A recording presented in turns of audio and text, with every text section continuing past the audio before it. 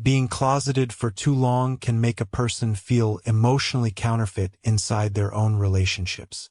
Not because they're manipulative, not because they enjoy hiding, but because survival slowly teaches people how to perform themselves more safely than they express themselves. And after enough years of emotional editing, their personality stops feeling natural. Every interaction becomes monitored. Every reaction becomes filtered. Every attraction becomes calculated before it's visible. Even love starts feeling rehearsed. That's the part nobody talks about. Closeted people often don't feel fake because they're lying to others. They feel fake because they no longer know which version of themselves was built for connection and which version was built for protection. That confusion follows them everywhere. Into dating, into friendships, into intimacy, into silence.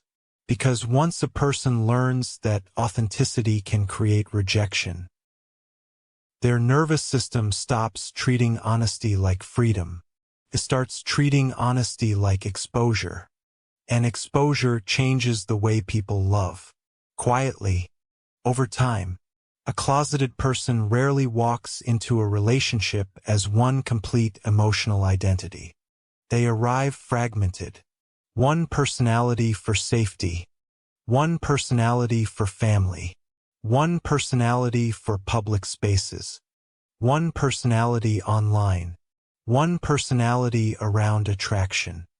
And eventually, switching between identities becomes automatic. That's why many closeted people feel exhausted after social interaction that looks completely normal from the outside. Because most people are participating socially.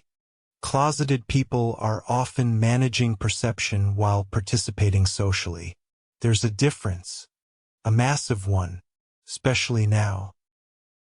Because modern culture already rewards emotional performance. Social media normalized personality curation. Dating apps normalized emotional marketing. People are no longer just trying to connect.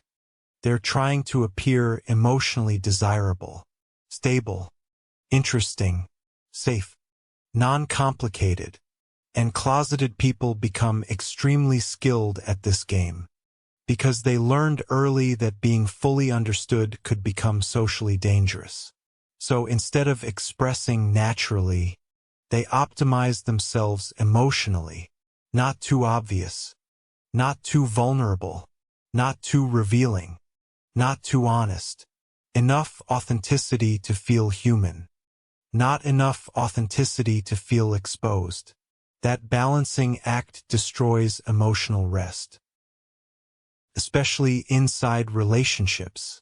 Because relationships require the exact thing survival conditioning teaches people to fear. Unfiltered visibility. And that creates one of the darkest contradictions in closeted psychology. They crave intimacy intensely, while simultaneously fearing the emotional consequences of being fully known. So love becomes psychologically unstable. Not because the feelings aren't real, because the person experiencing them never fully relaxes inside them. Even during affection, even during vulnerability, even during physical intimacy, part of their brain is still scanning, monitoring, predicting, adjusting, trying to stay emotionally safe.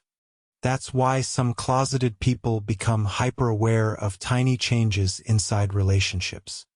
A slower text reply, a shift in tone, less enthusiasm, different eye contact, a subtle emotional distance.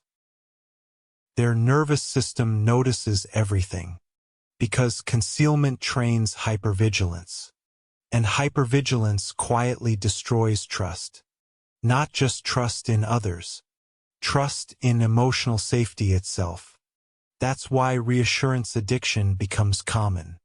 Not because they're weak, because hidden identities create chronic fear of emotional replacement. They constantly wonder, if this person knew everything, would they still choose me? That question infects relationships slowly. Every compliment starts feeling conditional. Every expression of love feels temporary. Every emotional connection feels fragile.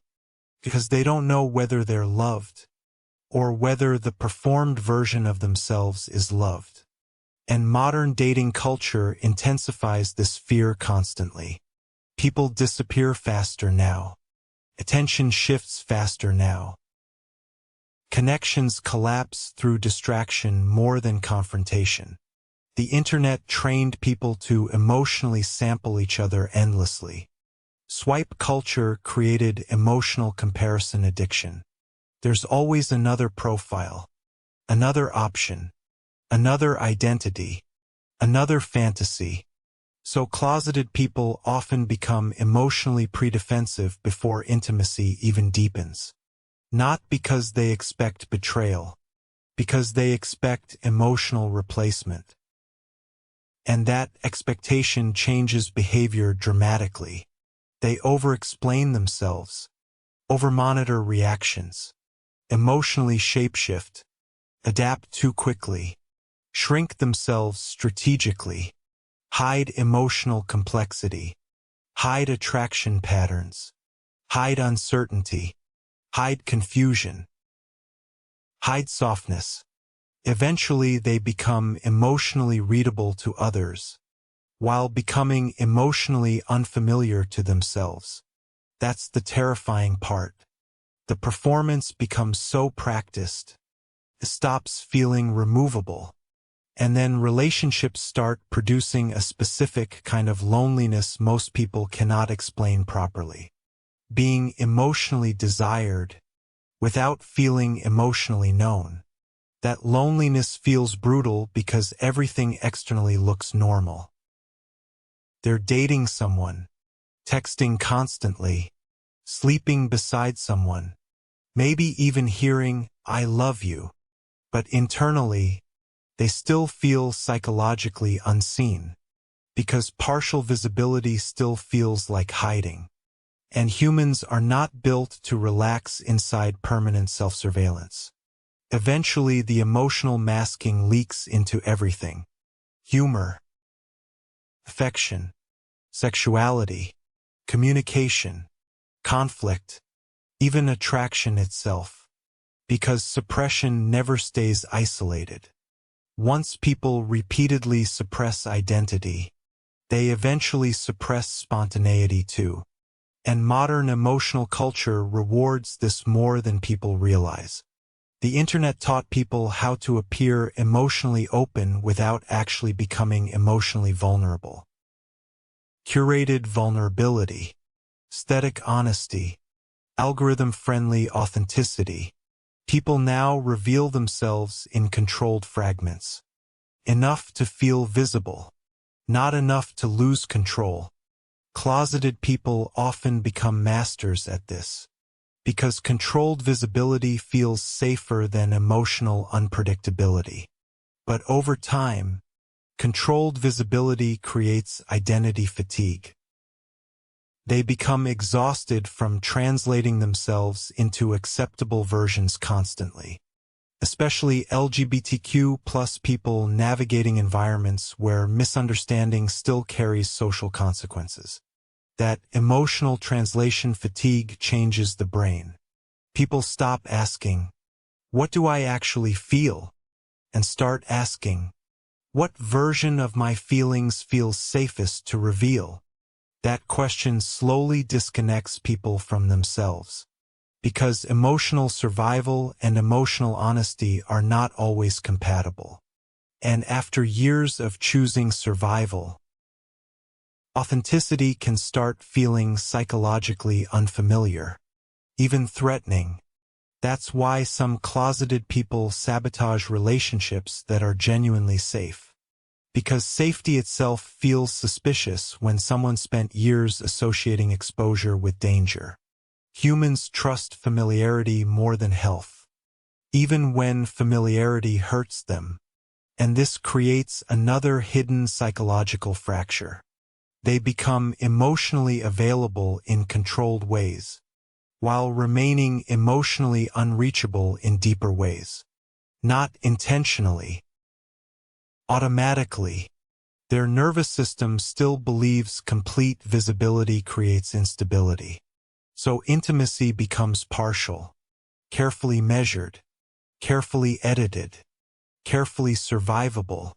That's why many closeted people secretly feel disconnected even inside loving relationships.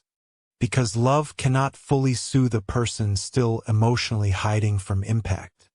And eventually they reach a devastating realization. The mask no longer only protects them from rejection. It protects them from recognition too. That's when emotional numbness starts appearing. Not dramatic numbness. Functional numbness. The kind where people still laugh, still flirt, still date, still socialize, still perform connection convincingly. But internally, everything starts feeling slightly distant, slightly unreal, like they're observing their own life instead of fully living it. That's what prolonged emotional self-editing does. It creates psychological distance between a person and their own existence. Quietly, slowly, without obvious collapse. Until one day they realize something horrifying. They spent years trying to become emotionally acceptable, without ever discovering what emotional freedom actually feels like. And maybe that's the real hidden damage of living closeted for too long. Not simply hiding identity from other people, but rehearsing survival so consistently that authenticity itself starts feeling unsafe when it finally appears.